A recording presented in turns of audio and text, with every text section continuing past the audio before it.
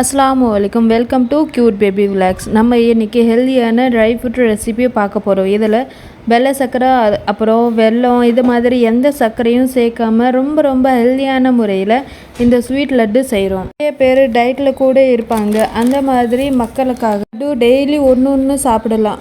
ரொம்ப ஹெல்தியாக இருக்கும். சின்ன குழந்தைங்கள்லேருந்து பெரியவங்க வரைக்கும் விரும்பி சாப்பிடுவாங்க.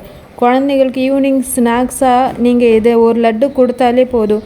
எல்லா சத்துக்களும் உள்ளே அடங்கி இருக்கும். அதில் செய்கிறது ரொம்ப ஈஸியான குறைவான பொருட்கள் தான்.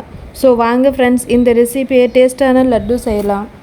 அடுப்பில் ஒரு பேன் வச்சு கொஞ்சோண்டு நெய் போட்டு அதில் பாதாம் ஒரு கப் எடுத்துருக்கேன். மெஷரிங் கப் எல்லாம் இல்லை, என்கிட்ட இருக்கிற ஒரு கப்பு தான். அதே கப் அளவில் நீங்களும் எடுத்துக்கோங்க. ஏதாவது ஒரு கப் ஒரே சீராக ஒரு அளவு இருக்கணும்.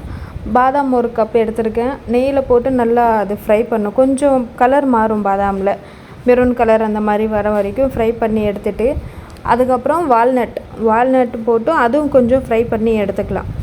நல்லா ஃப்ரை பண்ணி கொஞ்சம் அந்த இது மாறும், கலர் மாறும்போது நீங்கள் எடுத்துக்கலாம். அப்புறம் பூசணி விதை பசங்களுக்கு கொடுத்தா சாப்பிடவே மாட்டாங்க. ஸோ இந்த மாதிரி ஹெல்த்தியான இதில் சேர்த்து வச்சு கொடுத்தா நல்லாயிருக்கும்.